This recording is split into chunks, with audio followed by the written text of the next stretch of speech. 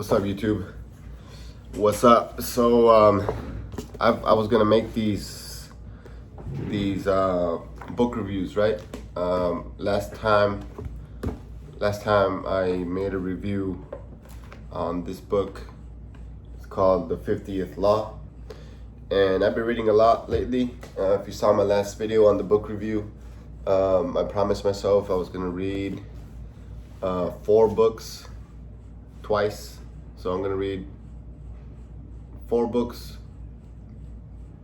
but read them twice, right, this year.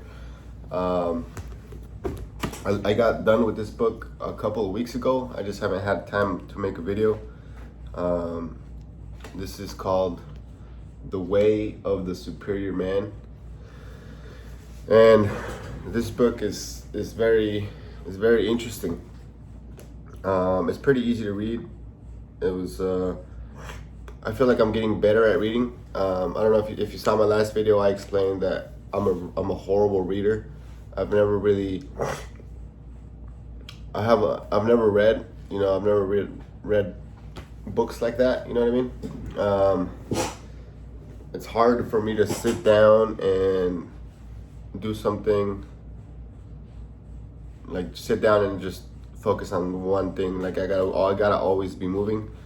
So reading has it's been a discipline that I've been having to get used to, and I've been disciplining myself to be able to read 10 pages a day. Of course I've missed a couple of days, but I've gotten the 10 pages mostly every day. But I read this book a couple weeks ago. Like I said, I haven't had a chance to make a video on it yet, but this is a good book. I recommend it to everybody, especially if you're a man in your 20s, I wish I would have read it a long time ago. This is basically talking about how to deal with women, and what this book taught me is basically that all women are crazy, and you can't live with them, but you can't live without them, right? And it has made so much sense because like in my relationships, this book is talking about how women test you in your life, right? How they want a masculine man that can control their feelings and stay stoic. So they try to test you constantly. And you have to, just keep your composure as a man and a leader. And that's something that I've been, running into with girls, because like whenever a girl starts acting that way, or starts acting crazy, I'm like, all right, whatever, like I don't need you type of thing. But this book has taught me that that's basically just the way girls are. They're gonna want to test you no matter what, and they're testing you to see how good of a leader you are, in a way, I guess. I gotta read it. I gotta read it again. I'm gonna read it again. I got two more books to read, and then I'm gonna start reading it again. I highlighted a lot of things just that made sense to me when I was reading. So let me see if I can find a good quote, and I'll just read the first one I find that I highlighted. Let's see.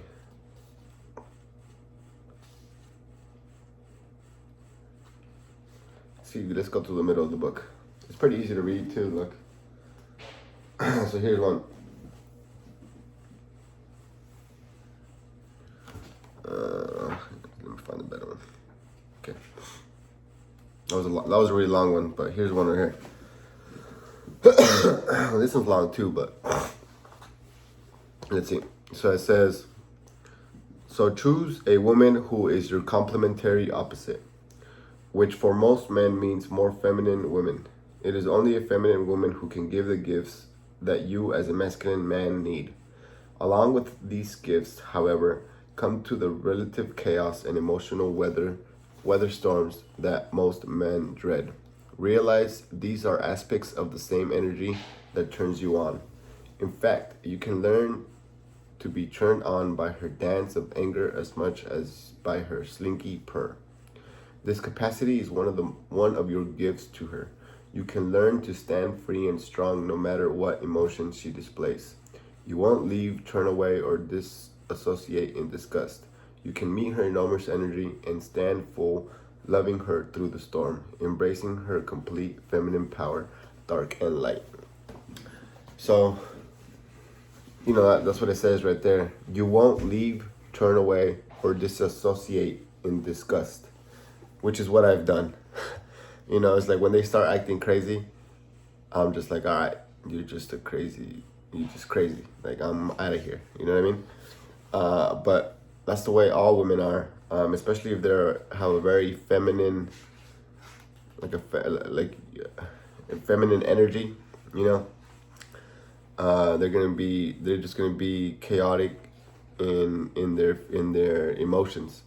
So this book talks about like feminine energy and masculine energy, and as a man, you can you can have more feminine energy as well, and as a woman, you can have masculine energy too. Like a woman who is hardworking, who like takes care of her bills, who is very ambitious, who's like a CEO. She is very masculine in a way because she's a leader. She's out there getting money. She has very masculine energy. And a man who is more complacent or is okay going to work 9 to 5, or just an average dude, he is more of a masculine energy, or more of a feminine energy. So this book talks about finding your opposite. If you know you're a more feminine male, like if you have more of a feminine energy, which is nothing wrong with it, it's just the way you are, you're gonna be attracted to more of a masculine energy women, right? Female, right? So you see a lot of dudes who live off their wives, or who live off their girls, who drive the girl's car, who they're the one taking care of the kids, and the woman is doing everything else. Like, for example, there was this chick who came to my dealership the other day, and she was trying to get a Yukon Denali, and she's a truck driver. Like, she's the one making all this money, and the dude, they have 2 little daughters. The guy is a stay-at-home dad. You know what I mean? So that's an example of masculine and feminine roles right there. But a more feminine woman, she is more emotional, and she's gonna want to test you more.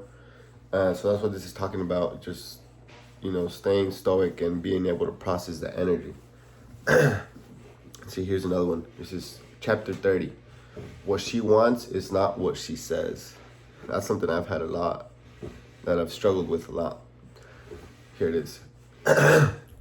Sometimes a woman will make a request of her man in plain English, not to get him to do something, but to see if he is so weak that he will do it.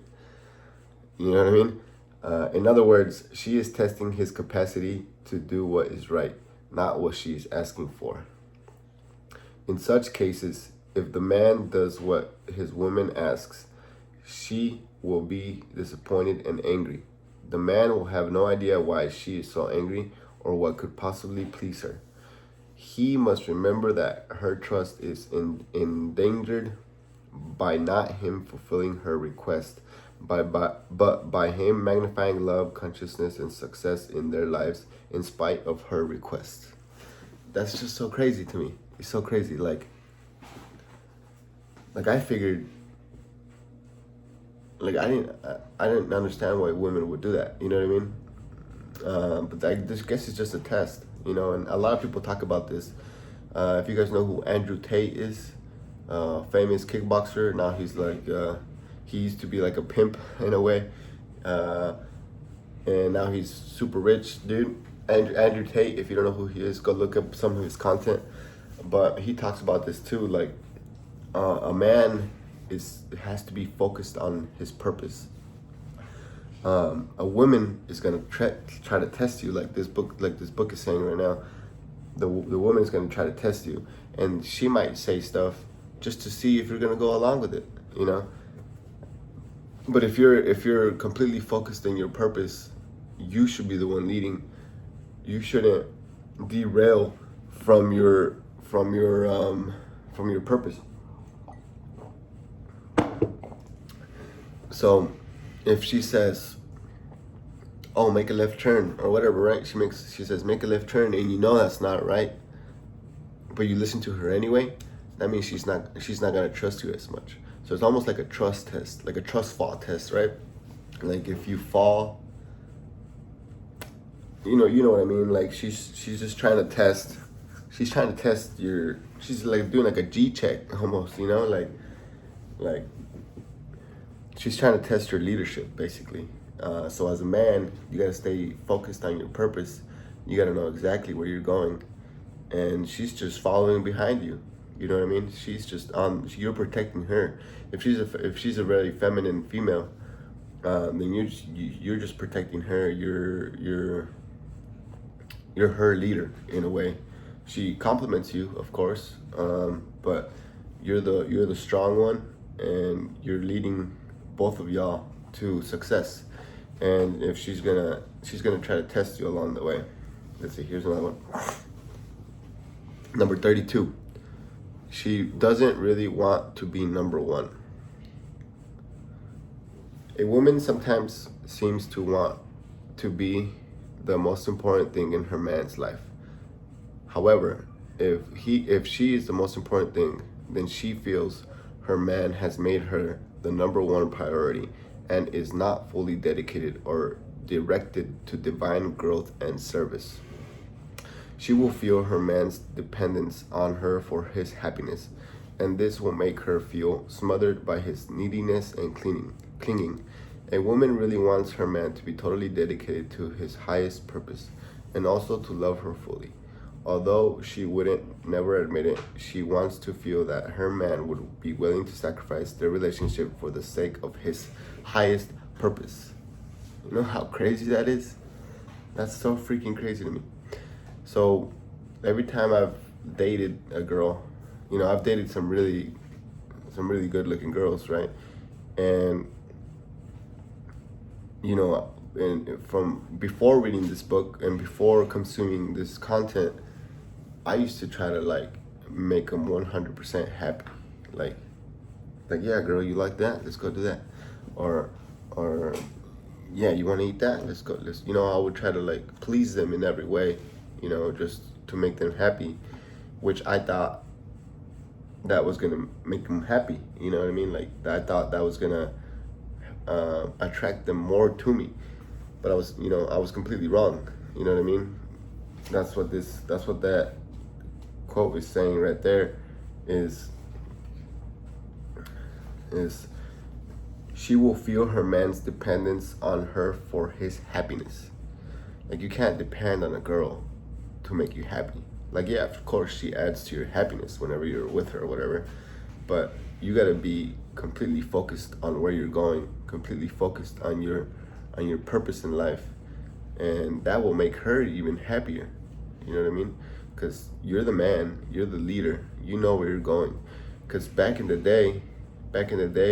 primal days, like a man was supposed to protect the women from intruders, from wild animals. The man was supposed to provide food, you know, all that. And the man was supposed to know where to go, where to find water, all that, right? So nowadays, the roles are flipping, but women still want that in a way. You know what I mean? Here's another quote. If your purpose is to become ever more free of your self-burdens and give you the true gift to the world, then a spiritual, mature woman who won't let you slather in your comfort habits of security and distraction may be an excellent ally for your journey. I don't know, that's just a good one right there. 44. Ejaculation should be converted or consciously chosen. There are many physical and spiritual reasons why ejaculation should be converted into non-ejaculatory whole body, brain, and heart orgasms, but there are also relational reasons. When a man has no control over his ejaculation, he cannot meet his woman sexually or emotionally. She knows she can deplete him, weaken him, empty him of life force. She has won. When a man ejaculates easily, he creates ongoing distrust in his woman. At a suitable level, she feels he cannot be trusted. She and the world can deplete and depolarize him easily. This subtle distrust will pervade the relationship. That's crazy too. So lately, I've been getting into nofab. If you guys know what that is, you guys know exactly what I'm talking about.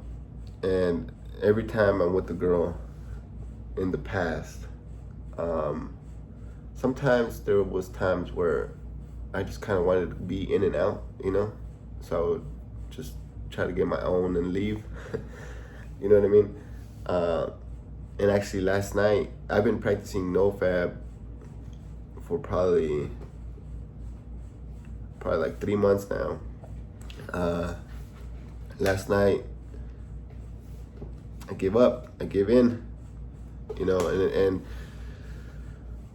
you can, and it's not like nofab doesn't mean you're not gonna have sex, but nofab means controlling that urge, kind of like staying disciplined, like having a pizza in front of you and not eating the pizza, eating broccoli, right? It's like the same thing. You can be smashing cheeks and go on a dog pound and for hours and not finish, and that's what nofab does. Just staying in control of your mind, of your body, and not finishing, not ejaculating. And I have successfully done this before, but yesterday was hard. And you could always see the disappointment in the women. Like, don't get me wrong, I pounded these cheeks for like 30 minutes, and I mean it was good. Like, it was good. But after when it happened, I couldn't stop it anymore. Like, you could see, like, she was like, damn, you know what I mean? Of course we went a couple more times, and I was able to successfully do that afterwards. But you could always see the disappointment in the women when you do that, and you know that when you finish, like, you get tired, you're like, you release all this energy, and you kind of just chilling now. Like, you could, if you finish, she could leave and you could be all right. You know what I mean? And she knows she's weakening you. She knows she's taking away your energy. So yeah, this book is good. This is a good book. The Way of the Superior Man. If you're in your early 20s or just in your 20s, late 20s, early 30s, whatever, just read this book. This is a good book. The Way of the Superior Man. Read this book. Right now, I've been reading this other book. I don't have it with me right now. I left it at my office, but it's called $100 million Offer by Alex Hermosi, and that one is more of not a spiritual book, nothing like that. It's more of a fact book. You know what I mean? Like how to grow your business, how to make more money doing less, that type of thing. So I'm gonna make a review on that. And I gotta read one more book, and then I'll start going back. So I read these 3, so I'm gonna read 5. And then go back and start from the beginning. Think and Grow Rich. It's already June. It's like halfway through June. Today's Father's Day. Happy Father's Day.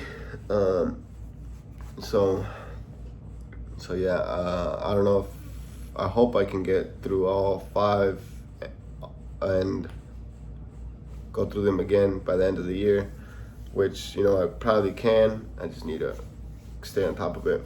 But yeah, go read this book. If you guys like these book reviews, give it a thumbs up, share it with your friends, tell them to go read these books. It's gonna make you a better man. And go look up NoFab. You might find some power in that.